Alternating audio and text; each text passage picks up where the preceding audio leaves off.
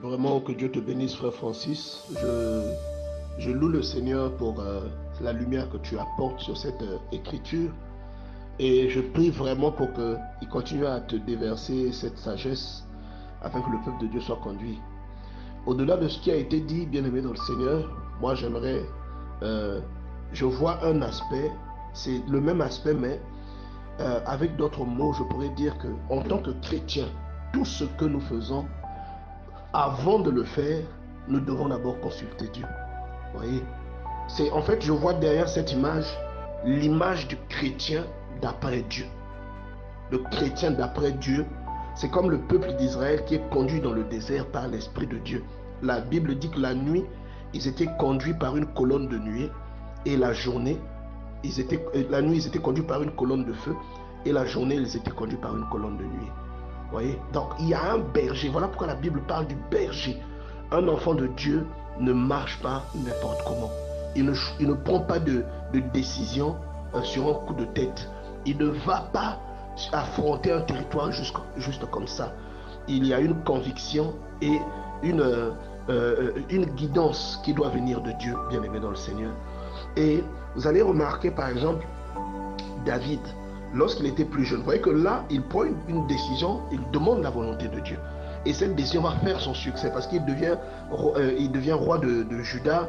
Dieu lui demande de s'installer à Hébron. Vous voyez, et ensuite, donc il est vraiment conduit par le Seigneur à certains moments.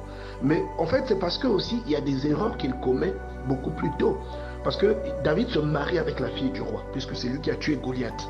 Mais dans ce mariage, vous voyez que c'est une conséquence, c'est comme une prime qu'il reçoit pour avoir tué Goliath et pour avoir pour avoir payé la dot que Saül demandait. Saül voulait le faire mourir, même à cause de cette dot. Il lui demandait 100 prépuces des Philistins. Il espérait que David meure, mais seulement Dieu l'avait protégé. Vous voyez? Donc, et cette même femme ne craignait pas Dieu, parce que la vie va les séparer, d'abord parce que David va prendre le maquis. Et la vie, lorsque David va devenir roi, il va revenir à Jérusalem, il va revenir régner sur Israël également, à part sur Juda. Vous allez remarquer que David va demander à ce qu'on lui ramène sa femme, Michal. Il va demander à Abner, le général de Saül, de lui ramener sa femme. Et la femme était remariée à quelqu'un d'autre.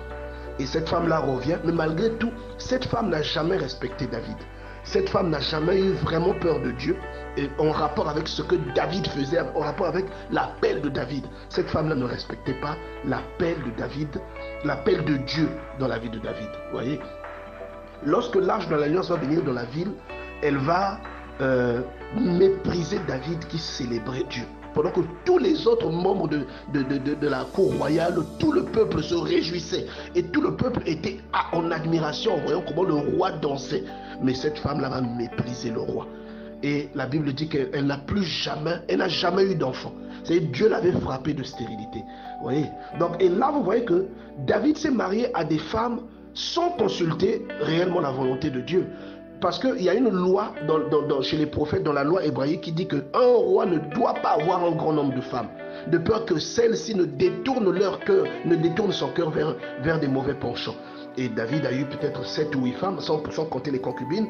Et vous remarquerez donc que de ces mariages qu'il a fait, il s'en sortit aussi beaucoup de problèmes. Son fils aîné était un violeur qui a violé sa propre sœur. Son autre fils Absalom a tenté un coup d'état contre lui.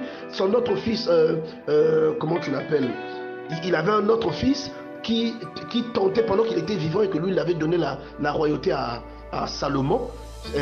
Adonijah, cet enfant-là a essayé de prendre la fille qui était normalement considérée comme la concubine de David. Il voulait la prendre comme épouse lorsque David est mort. Et pour ça, Salomon l'a tué. Donc tu vois qu'il y a eu une pagaille, une anarchie sur un domaine dans lequel il n'a pas vraiment consulté Dieu. Voilà pourquoi en tant que chrétien bien-aimé, quel que soit ce que tu fais, tu dois toujours rechercher la volonté de Dieu. Tu veux te marier, il faut vraiment que tu aies la conviction que le Seigneur est en train de te conduire. Autrement, parce que le mariage, c'est one way. C'est-à-dire que c'est pas un aller-retour, c'est un aller simple. Donc quand tu vas te marier, il se pourrait que toute ta vie tu la passes dans la tristesse, que tu la passes dans le malheur, dans la déception et dans les grincements de dents, parce que tu n'as pas été orienté par Dieu. Vous voyez, tu vas prendre une femme parce qu'elle est jolie, parce qu'elle est ceci. Elle vient dans ton foyer, elle n'est pas vertueuse, elle brise ton foyer, elle te rend malheureux, elle te trompe avec tes amis et tu ne pourras pas blâmer Dieu, tu ne pourras pas dire que c'est la faute de Dieu. C'est simplement parce que Dieu t'a dit que tu dois te marier, mais il ne t'a pas dit avec qui. C'est-à-dire que tu n'as pas cherché à savoir avec qui. Et tu vas épouser une femme qui va être possessive, qui va t'éloigner de tes parents, qui va emmener quelque chose. Tu n'as pas demandé la volonté de Dieu. Vous voyez? Et tu seras malheureux parce que tu vas aimer ta femme, mais tu aimes aussi les autres membres de ta famille. Ou tu aimes ta femme, mais il y a des choses qu'elle fait que tu n'apprécies pas. Donc il faut être orienté par Dieu dans les choix que nous faisons. Tu veux commencer un commerce, tu ne demandes pas la volonté de Dieu. Dieu te montre que tu vas prospérer dans le commerce. Mais si tu ne demandes pas la volonté de Dieu, il se peut que tu choisisses un commerce qui va te conduire à la faillite.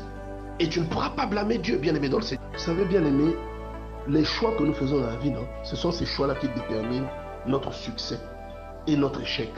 Vous voyez? Et surtout, il y a des choix avec lesquels on ne blague pas. Le choix de ta femme ou de ton mari, c'est un choix déterminant dans ta vie. Vous voyez? Et donc, il y avait des rois qui avaient la folie des mariages. Et regardez la vie de ces rois. Regardez Salomon. Et toutes les femmes qu'il a épousées, la Bible dit que ces femmes-là ont détourné son cœur. Parce que Dieu n'était pas dans cette orientation-là. Même Akab, qui était marié à une sorcière, lui, il n'avait qu'une seule femme, Jézabel. Vous voyez un peu? Une prêtresse de Baal. Mais elle était seule. Et regardez la conséquence ou l'influence que cette femme a eue sur lui. Ça, c'est une seule femme. Il y a un très grand pouvoir dans les choix que nous faisons. Une seule femme. Regardez comment cette femme a persécuté les gens derrière l'autorité de son mari. Vous voyez? Donc, les choix que nous faisons sont très, très, très importants. Si tu fais un choix aujourd'hui, l'un des choix les plus capitaux de ta vie, c'est la personne avec laquelle tu vas passer ta vie. C'est un choix très capital. C'est comme si tu payes une voiture et la voiture n'a pas de moteur, mais tu choisis le moteur. Le moteur là va déterminer la longévité de ta voiture. Vous voyez? Et les distances que tu pourras parcourir. Si tu choisis un mauvais moteur, tu seras malheureux. Vous voyez? Et parce que la femme, c'est l'aide de l'homme.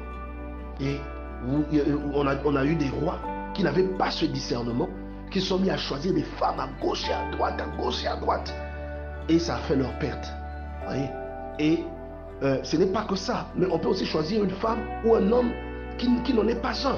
Comme nous l'avons vu dans l'enseignement dernièrement. On dit qu'une femme qui va choisir un homme parce qu'il a des lèvres roses, mais cet homme-là, c'est un gamin. Vous allez avoir des enfants. Votre mari va être le frère aîné de ces enfants. Donc, si vous avez 2 enfants, en fait, vous en avez 3.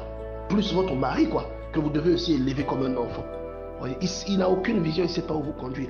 Donc, les choix que nous faisons sont très importants. Et un chrétien doit savoir où il va. Un chrétien doit être guidé par Dieu. Dieu est le berger du chrétien.